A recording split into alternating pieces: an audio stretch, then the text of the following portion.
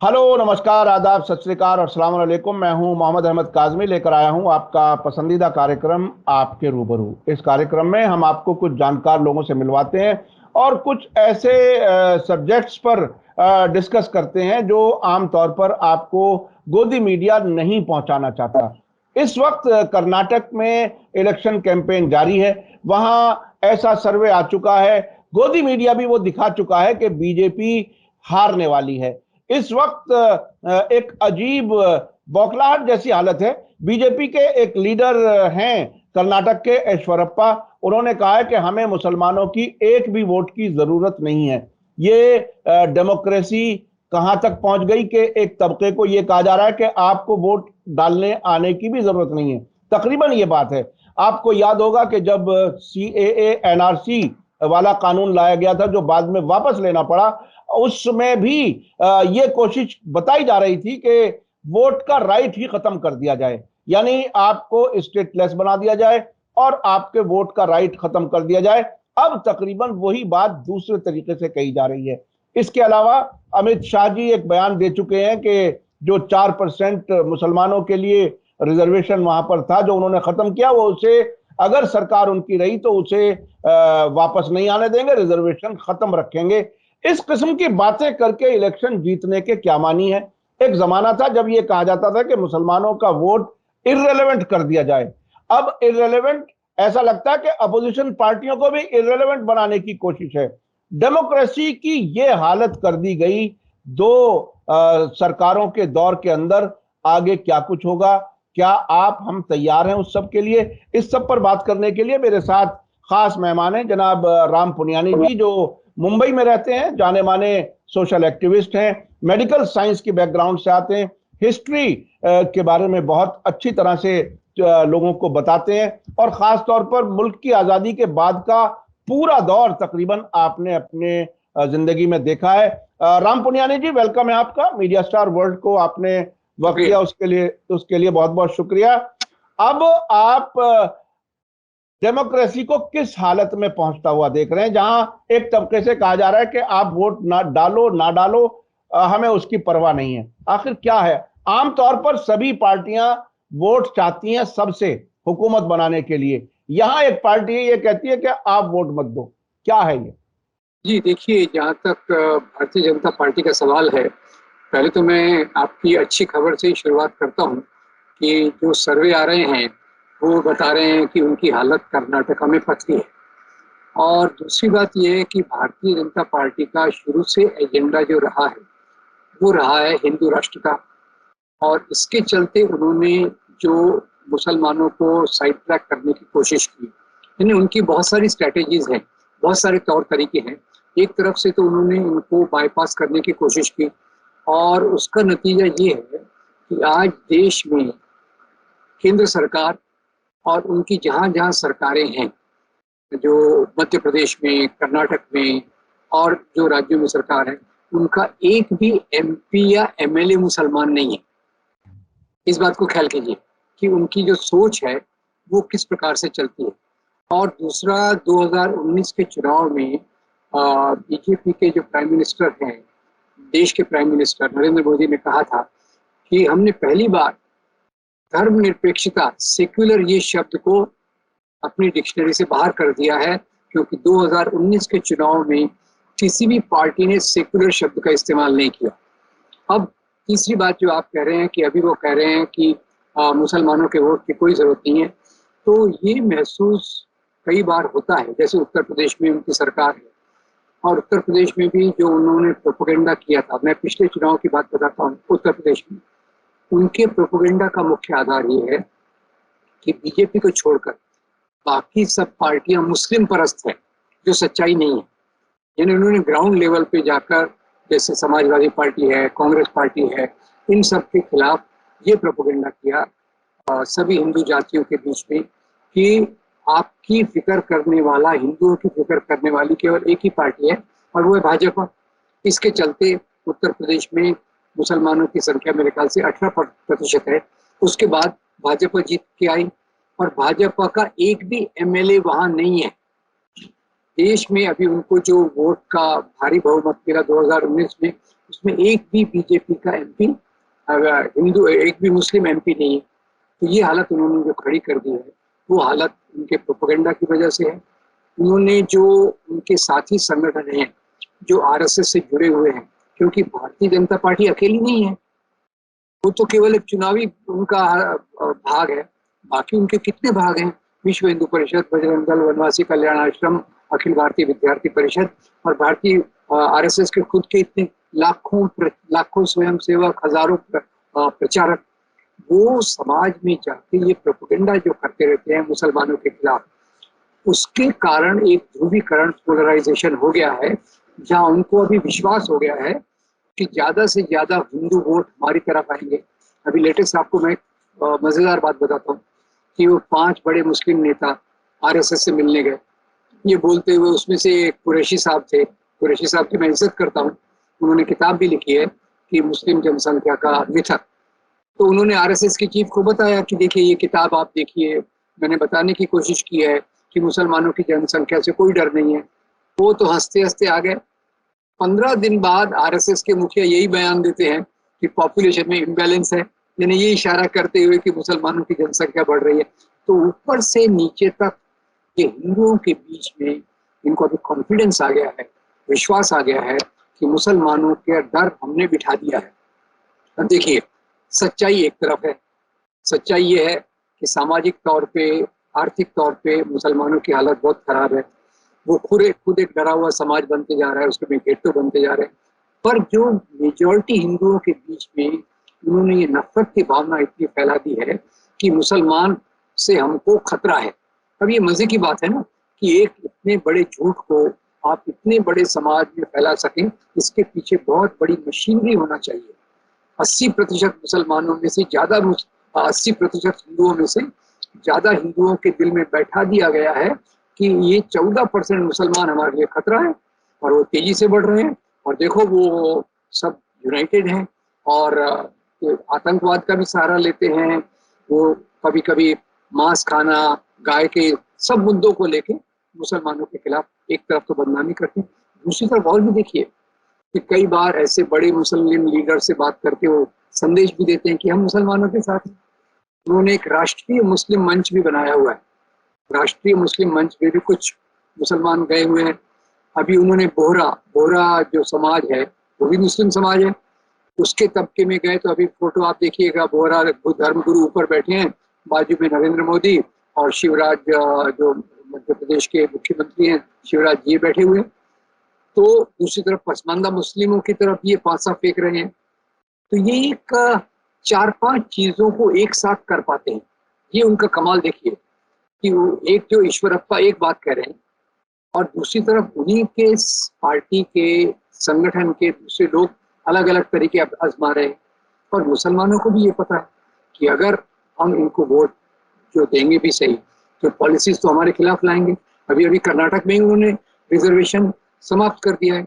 और दूसरी पार्टियां भी, ये बात मैं मानता हूँ कि ये जो हिंदू राष्ट्रवाद का इन्होंने जमीनी स्तर से मजबूत किया है, ये याद रखिए, ये केवल चुनावी स्तर पे नहीं है, जमीनी स्तर से एक एक उन्होंने सीढ़ी बनाकर इसको इतना मजबूत कर दिया है कि जो पार्टियां सेक्युलरिज्म के रास्ते पर चलना चाहती हैं वो भी नहीं चल पाती।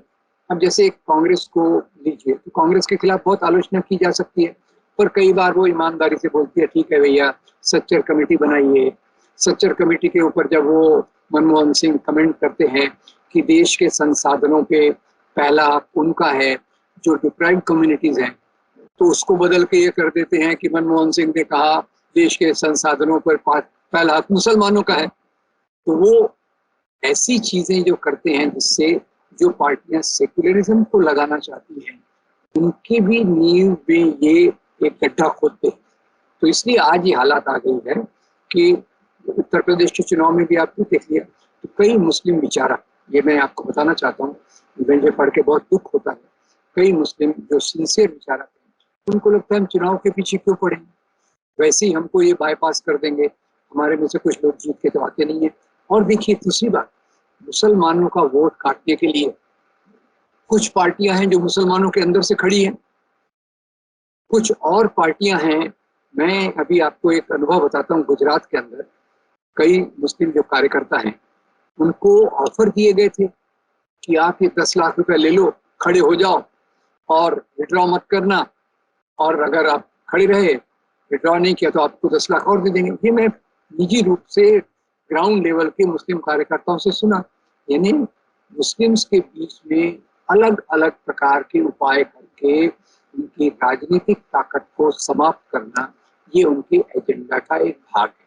और दिखाने के लिए 4-5 बड़े मुस्लिम लीडर से बात कर लिया और तो संविधान के नाम पर कुछ कुछ कर लिया। तो हम आज एक बहुत खतरनाक मोड़ पर खड़े हैं कि न खुद ये जो आरएसएस से जुड़े हुए संगठन हैं, उन्होंने मुसलमानों को मार्जिनलाइज कर दिया, बल्कि ऐसे हालात खड़े कर दिए कि दूसरी पार्टियां भी बहुत ईमानदारी से इनके लिए काम नहीं कर सकती।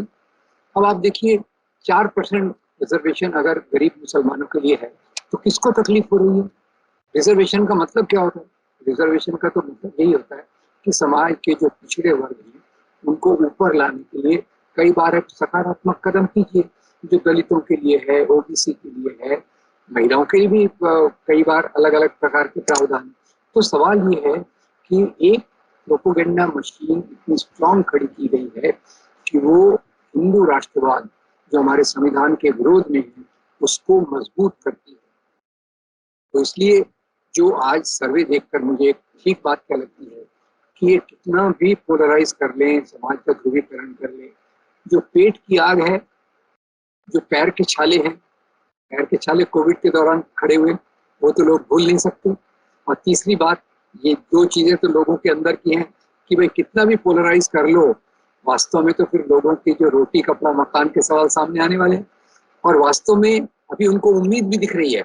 ये उम्मीद में अपने मुझे लग रहा है कि खास तौर से भारत जोड़ो यात्रा के बाद एक उनको उम्मीद दिख रही है कि जो अन्ना हजारे मूवमेंट से लेकर जो कांग्रेस को एकदम बदनाम कर दिया गया था और कांग्रेस को कमजोर करने के लिए अलग अलग पार्टियों को भी खड़ा किया गया था, उनको मजबूती भी दी गई थी, अब वो भारत जोड़ो यात्रा के कारण आम लोगों को एक उम्मीद भी दिख रही है कि ये जो 9 साल में हुआ, महंगाई बढ़ी, बेरोजगारी बढ़ी, किसानों की समस्याएं बहुत खराब हो गई, हमारे पेट्रोल की कीमतें बढ़ गई, ये सब चीजें जो हैं आम लोगों को अभी तक लगता था कि विरोधी तो कोई है ही नहीं, देयर इज नो अल्टरनेटिव। अंग्रेजी में उसको कहते हैं टीना फैक्टर। टीना, पिछले चुनाव के पहले भी मैं कई लोगों से बात करता था, अपने दोस्तों रिश्तेदारों से, तो बोलते थे और अल्टरनेटिव कौन, और अल्टरनेटिव कौन, मोदी के सिवा कौन अल्टरनेटिव। अब जिस व्यक्ति के 3-3 पेज के फ्रंट पेज पे एडवर्टीजमेंट आएंगे, दिन भर वो मन की बात करता रहेगा, अभी 100वां एपिसोड आने वाला है और दिन भर दिखता रहेगा, हर एक चीज का उद्घाटन करता रहेगा। वंदे भारत एक बार हो गई, हर शहर में जाके वंदे भारत के नाम पे आप उद्घाटन कर सकते हैं। तो ये जो चीजें हैं ये हमको काफी परेशान कर रही है और एक ऐसी परिस्थिति आ गई है कि जिसके कारण हम इस परिस्थिति में आ गए हैं कि एक तरफ बोल रहे हैं कि इनके वोट की जरूरत नहीं है, दूसरी तरफ पसमानदा मुसलमानों को अपनी तरफ लाने की कोशिश कर रहे हैं, बोहरा मुसलमानों को अपनी तरफ लाने की कोशिश कर रहे हैं, राष्ट्रीय मुस्लिम मंच बनाने की कोशिश, और उसी के साथ एक भी मुस्लिम कैंडिडेट को टिकट नहीं देते अपनी पार्टी पे जो जीत सके। तो ये एक बहुत कॉम्प्लिकेटेड पिक्चर है और आपने जो उनके सर्वे से शुरुआत की वो एक सकारात्मक बात है और अब उम्मीद जग रही है कि लोग इनकी राजनीति को पहचानेंगे कि किस प्रकार से बांट रहे हैं। और दूसरी उम्मीद ये दिख रही है कि जो अपोजिशन पार्टियां अभी तक सब अपने अपने ईगो में थी कि प्राइम मिनिस्टर का कैंडिडेट तो मैं ही हूँ, दूसरा कौन होता है, अब वो सब एक दूसरे से कंधे से कंधा मिला के सोच रहे हैं कि हम अगर साथ में नहीं रहे तो खत्म कर दिए जाएंगे।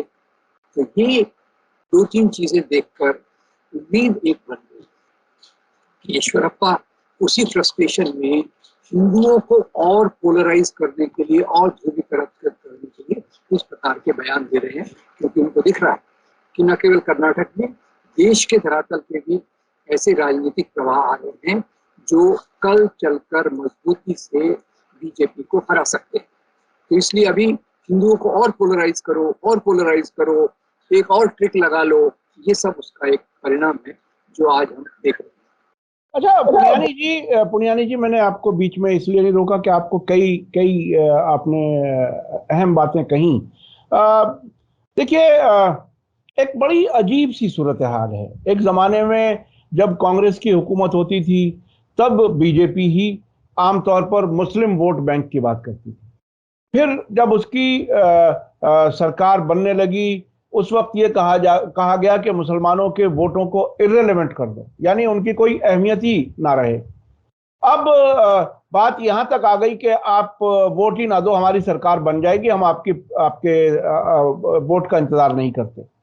तो इससे जो देश के और लोग हैं मुसलमानों से हट करके, मुसलमान हो सकता है, देखिए मुसलमानों की तरफ से जिस तरह से सब्र से काम लिया जा रहा है तमाम प्रोवोकेशन के बावजूद, तो वो एक अच्छा साइन तो है। लेकिन अगर ये बहुत दिन तक इसी तरह से चलता गया तो ये कमजोरी का साइन भी बनेगा। यानी यानी वो जो हमने आपने बहुत से दुनिया के डिक्टेटर्स के बारे में पढ़ा है, कुछ मुल्कों में जाकर के भी देखा है। मैंने इराक का सद्दाम हुसैन का इराक देखा है, जहां हस्बैंड वाइफ अपने 5 साल की बच्ची के सामने अपने दिल की बात नहीं कर सकते थे, जहां हस्बैंड वाइफ आपस में भी बात नहीं कर पाते थे कि क्या उन्हें अच्छा लग रहा है, क्या बुरा लग रहा है। तो अगर ये खामोशी इसी तरह से बनती गई, जिसका सब्र के बाद कमजोरी की शक्ल इख्तियार कर ले, तो ये तो पूरे देश के लिए बहुत बुरा साइन है। इससे कैसे निजात मिलेगी, क्या हो? मतलब आप चूंकि अक्सर बहुत से सेकुलर लोगों में, मुस्लिम्स में जाकर के अपनी बात बहुत सी रखते हैं, इस सूरत हाल को आप किस तरह से क्या सजेस्ट करेंगे? यानी सब्र के होते होते कमजोरी की हालत तक पहुंच जाए, खामोशी की हालत तक पहुंच जाए और मुंह पर बिल्कुल जिप लग जाए, ताला लग जाए। इस हालत में अगर लोगों को पहुंचाने की तैयारी है तो उसी रास्ते पर हम जाते हुए नजर आ रहे हैं। देखिए, यहाँ एक बात ये सच है कि उसी रास्ते पर हम जाते हुए नजर आ रहे हैं, जहाँ हमारे डेमोक्रेसी के इंडेक्स, लोकतंत्र की जो अभिव्यक्ति की स्वतंत्रता और लोकतंत्र के बाकी अधिकारों पर एक बहुत बड़ी कुल्हाड़ी चल रही है।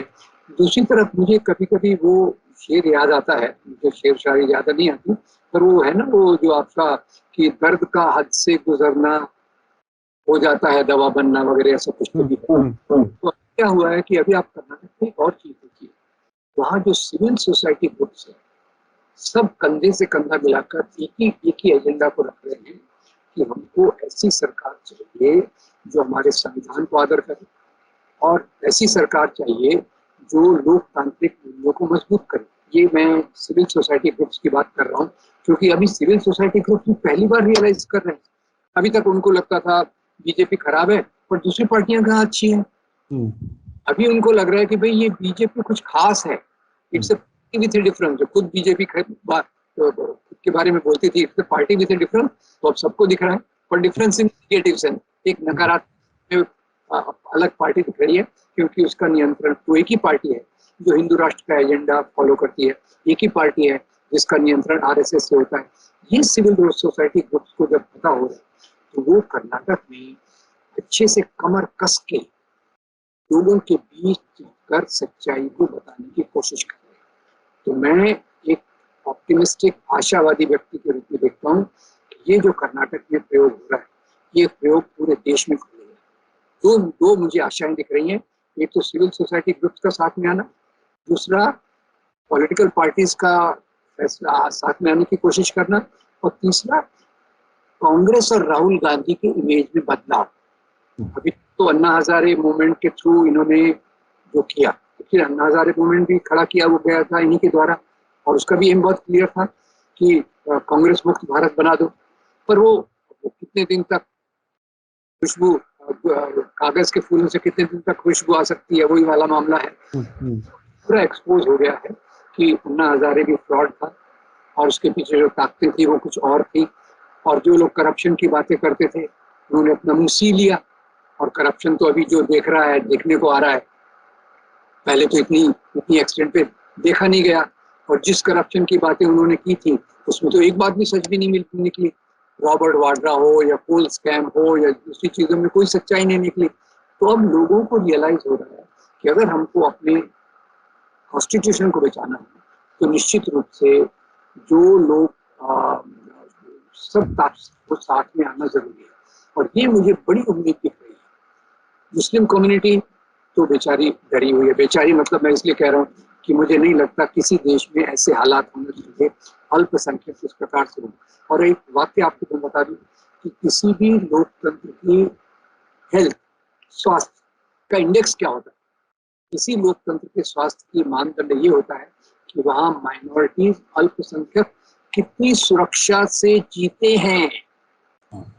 और इसमें जो वर्ल्ड वाइड आज हमारी डेमोक्रेसी को लोग इवेल्युएट कर रहे हैं, उसमें ये एक ही पैरामीटर ले लीजिए तो हमारी डेमोक्रेसी तो धड़ाम से नीचे गिर जाएगी, उसका इंडेक्स गिर जाएगा धड़ाम से। तो हम यहाँ से शुरू हुए थे और हुआ उसमें एक सबसे बड़ी बात है आजम भाई कि जो ग्राउंड लेवल का काम सांप्रदायिक ताकतों ने किया है वो और किसी ने नहीं किया। ये एक्चुअली उनको ब्लेम करने के कुछ फायदा नहीं है। दोष उन लोगों का भी है, हमारे जैसे लोगों का भी है, जिन्होंने इस खतरे को पहचाना नहीं कि आप लगातार ब्रेन वॉश करते रहेंगे, अपोजिशन नहीं होगा तो लोग तो उसी बात को मानेंगे। अब तो मामला टेक्स्ट बुक्स तक आ गया। टेक्स्ट बुक में आप देखिए मुगलों के चैप्टर गायब हो रहे हैं, गांधी मर्डर का गायब हो रहा है, गुजरात का ये सब कुछ गायब हो रहा है। क्यों हो रहा है? ताकि अगली आगे आने वाली पीढ़ी ये देखे भी नहीं कि सच्चाई क्या है। तो अभी ये हमको, सब लोगों को कोशिश तो यही करनी पड़ेगी कि हम फिर से उसी रास्ते पर आ जाएं जो गांधी ने दिखाया था, जो मौलाना आजाद और सरदार पटेल ने दिखाया था। उस रास्ते के सिवा हमारा कोई अल्टरनेटिव नहीं है। और इसलिए मुझे खुशी एक बात की छोटी सी है कि कर्नाटक में जो हो रहा है, इनका कितना भी प्रोपेगेंडा, कर्नाटक में ये मजबूर होकर बयान दे रहे हैं कि हमको मुसलमानों के वोट की जरूरत नहीं है। उनकी मजबूरी है क्योंकि इससे वो हिंदुओं को ज्यादा पोलराइज करना चाहते हैं। उनका एक ही हथियार है, हिंदुओं को डर दिखाओ और सत्ता में आओ। तो वो अभी उनका कितना काम में आएगा नहीं आएगा तो चुनाव के बाद दिख जाएगा। पर ये तो है कि पूरे देश भर में एक माहौल खड़ा हो रहा है जो अब सच्चाई को गहराई से देख सकता है। और लेकिन एक चीज और है कि देखिए मुल्क जिस तरह से तबाही की तरफ मुसलसल जा रहा है और बहुत सी चीजें तबाह हो चुकी, बेरोजगारी और महंगाई जो हर एक को परेशान कर रही है, उसके वो तो सिर्फ मुसलमान ही उसका यानी शिकार नहीं है, आम दूसरे मजहब के लोग भी, जिनमें हिंदुओं की तादाद ज्यादा है और बहुत ही नेचुरल है, वो सब भी शिकार हो रहे हैं। उनकी आंखें क्यों नहीं खुल पा रही? मतलब मैं उस तरह से कहता हूं कि जब इलेक्शन होते हैं तो बात ये की जाती है कि हाँ भाई कारोबार तो बड़ा मुश्किल है, ये है, कारोबार नहीं है, रोजगार नहीं है, लेकिन मुसलमानों की तो उन्होंने अकल ठीक कर रखी है, इसलिए हमें इन्हें वोट करना है। उनको कब ये समझ में आएगा कि हमारा भी तो पेट खाली है, हम किसको वोट दें, क्या हो? ये मेरे ख्याल से एक अभी थोड़ी सी शायद वो दूरी और उसको पाटने की कोशिश वो 5 किलो अनाज देकर के की जा रही है। क्या कुछ है, आप कैसे देख रहे हैं? देखिए, ये 5 किलो अनाज से किसी का पेट भरता नहीं है। जब तक आप अपनी इज्जत की कमाई का नहीं खाते, आपको खुद का डिग्निटी नहीं मिलती। तो 5 किलो अनाज तो ये खैरात के जैसा हो जाता है। खैरात पे कोई व्यक्ति कब तक खुश रह सकता है? और फिर से मैं आपका जो कर्नाटक की बात आपने कही उसको मैं फिर से ले आऊंगा कि हिंदुओं के बड़े तबके को पता चल रहा है, खास तौर से आम लोगों को, खास लोगों की बात नहीं कर रहा जिनके सेटल्ड बिजनेसेस हैं, बहुत बड़ी बड़ी नौकरियां हैं, उनको तो महंगाई की मार को पता नहीं चलती, पर आम लोगों को ये बात पता चल रही है कि मारे तो हम भी जा रहे हैं। और अभी इस चीज की जरूरत है कि मुसलमानों के खिलाफ और क्रिश्चियंस के खिलाफ जो नफरत फैलाई गई है उसका कोई तोड़ निकालना जरूरी है। मुझे सबसे बड़ी चिंता इस बात की अभी एक लगता है कि शायद जिस प्रकार से हालात बदल रहे हैं, सत्ता परिवर्तन शायद हो जाए, पर उसके बाद भी काम खत्म नहीं होता, उसके बाद काम शुरू होता है कि जब तक समाज में नफरत फैली है हमारा समाज तरक्की नहीं कर सकता। श्रीलंका ने बता दिया, पाकिस्तान यही बात बता रहा है, नफरत फैलाते समय तो बड़ा मजा आता है कुछ लोगों को, उस समय सब लोग अपनी इंसानियत भूल जाते हैं, अपने धर्म के गहरे मूल्य भूल जाते हैं। धर्म के गहरे मूल्य क्या है काजमी भाई? धर्म के गहरे मूल्य तो मोहब्बत ही है ना। इंसान की इंसान से मोहब्बत से कोई बड़ा कोई मजहब नहीं है। और ये मजहब के नाम की जो सियासत करते हैं वो नफरत फैला के बड़ा मजा ले लेते हैं थोड़े दिन, पर बाद में देश को जो भुगतना पड़ता है वो आज श्रीलंका भुगत रहा है, पाकिस्तान भुगत रहा है और भारत उस रास्ते पे आ रहा है। इसलिए मेरा विश्वास है कि हिंदुओं का बड़ा तबका अब इस नफरत के जाल से निकलकर जो उसका भ्रम है कि भाई और किसको वोट दे सकते हैं, इसके सिवा तो कोई अल्टरनेटिव नहीं है, अब उनको दिख रहा है अल्टरनेटिव है। और अल्टरनेटिव विपक्ष की एकता के रूप में अभी तो मुझे उभरता हुआ दिख रहा है। जो बंगाल में कुछ मीटिंग्स हुई, जो दिल्ली में कुछ मीटिंग्स हुई, जो लोगों का एटीट्यूड दिख रहा है, और लोगों को अपने ईगो से ऊपर, पॉलिटिकल लीडर्स को उनका ईगो तो बढ़ा रहता है, और उनके ईगो से ऊपर उठ के उनको दिख रहा है कि हमारा ईगो काम में नहीं आने वाला, हम मिल जाएंगे नीचे मिट्टी में मिल जाएंगे अगर हम साथ में नहीं रहे तो वो मुझे दो उम्मीद की किरणें दिख रही हैं और उन पर मैं ज्यादा फोकस करना चाहूंगा। अच्छा, एक चीज हमने अपने सर्कल में इधर उधर कभी कभी बात की, शायद आपके साथ भी ऐसा होता हो, कि अब से पहले, खासतौर पर इस हुकूमत से पहले तक बहुत से ऐसे मौके क्रिएट किए जाते थे जिसमें सभी मजहब के लोग इकट्ठे होते थे, चाहे वो दिवाली मिलन हो या ईद मिलन हो या इफ्तार पार्टियां हों। वो सारे जो मीटिंग पॉइंट्स थे उनको भी खत्म किया जा रहा है। और खास तौर पर अगर ये देखा जाए कि कुछ लोग ऐसे धर्म गुरुओं को, सभी मजहब के लोगों को इकट्ठा करने की कोशिश करें, वो कोशिशें भी कम हो गई। क्या उस तरह की कोई कोशिश करनी चाहिए? आपकी अपनी क्या राय है? क्योंकि मुझे ऐसा लगता है कि नजदीक अगर रहेंगे तो बचेंगे, दूर रहेंगे तो सब तबाह होंगे, सबका नुकसान होगा। उस तरफ कोई कोशिश की जाए, आपके लाइक माइंडेड लोग कुछ इस तरफ कोशिश करें, मोहल्ले की सतह पर करें, शहर की सतह पर करें, कुछ ऐसा करें जिससे कि लोगों की आंखें खुली रहें और आपस का प्यार मोहब्बत बना रहे, या कहीं अगर कमी आई है तो वो वापस फिर से बहाल हो सके। जी देखिए, इस बात पर तो मैं आपसे पूरा पूरा सहमत हूँ, पूरा सहमत हूँ। और जो त्योहार हमारे होते हैं, त्योहार में दो भाग होते हैं, एक तो धार्मिक पूजा पाठ नमाज और चर्च में सर्विस, और दूसरा भाग होता है आनंद का, जहाँ हम सेलिब्रेट करते हैं। तो जैसे दिवाली में मैं लक्ष्मी पूजा करूंगा, पर सेलिब्रेट जब करूंगा मिठाई खाऊंगा, और ईद में भी वही बात है कि आप नमाज पढ़ने जाएंगे, पर जो सेलिब्रेशन है उसमें तो हमारी परंपरा रही है कि सभी त्योहारों को मिलकर मनाया जाता है, होली हो, दिवाली हो, क्रिसमस हो। और कई जगहों पे आज भी मैं देखता हूँ कि जैसा मैं दिवाली के समय रोशनी देखता हूँ, क्रिसमस के समय भी उतनी रोशनी देखता हूँ। तो आपकी ये जो बात है, ये बात को जो खत्म किया गया, जिसके खिलाफ प्रोपेगेंडा हो रहा है, उसको वापस लाना जरूरी है। ईद मिलन हो, दिवाली मिलन हो, क्रिसमस मिलन हो, क्योंकि वो संत कबीर जैसे कहते हैं ना, निंदक नियरे राखिए आंगन कुटी छवाए। मतलब क्या है कि जब हम मिलते हैं तो हमारी जो नफरत की भावना है वो कम होती है, मोहब्बत की भावना बढ़ती है। आप दूर दूर रहेंगे, शंका होगी, अरे वो वैसे कर रहे हैं, वो वैसा कर रहे हैं। और जब आप गले से मिलके बात करते हैं तो एक मोहब्बत नेचुरल स्वाभाविक रूप से पैदा होती है। तो आपने जो वक्त बात कही है, मुझे लगता है कि देश के जो भी आंदोलन आज सोशल मूवमेंट्स आंदोलन है, सबने अपना काम तो करना चाहिए। मजदूरों के लिए है, औरतों के लिए है, आदिवासियों के लिए है, सबके लिए करना चाहिए। पर अपने काम का एक भाग ये होना चाहिए, एक भाग ये होना चाहिए, मिलकर त्योहार मनाएं, मिलकर राष्ट्रीय दिन मनाएं।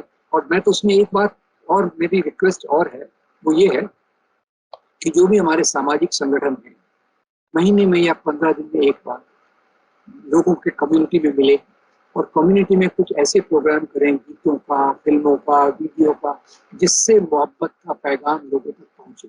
इसकी बहुत जरूरत है। हम कितने भी आंदोलन करके आदिवासियों के हकों को प्राप्त कर लें, पर आपस में नफरत रही तो क्या हमारा देश आगे नहीं बढ़ सकता? तो ये बात आज पहले से ज्यादा लागू होती है। ये हमारा भाग था। मैं आपको ये बात बता दूं कि पहले ईद के समय आपको मुझे बुलाने की जरूरत नहीं होती थी, मैं आपके घर टपक पड़ता था और मुझे मालूम था कि आई बी वेलकम, मेरा स्वागत होगा। आपको पता था दिवाली के समय आप मेरे घर आ सकते हैं, आपका स्वागत होगा।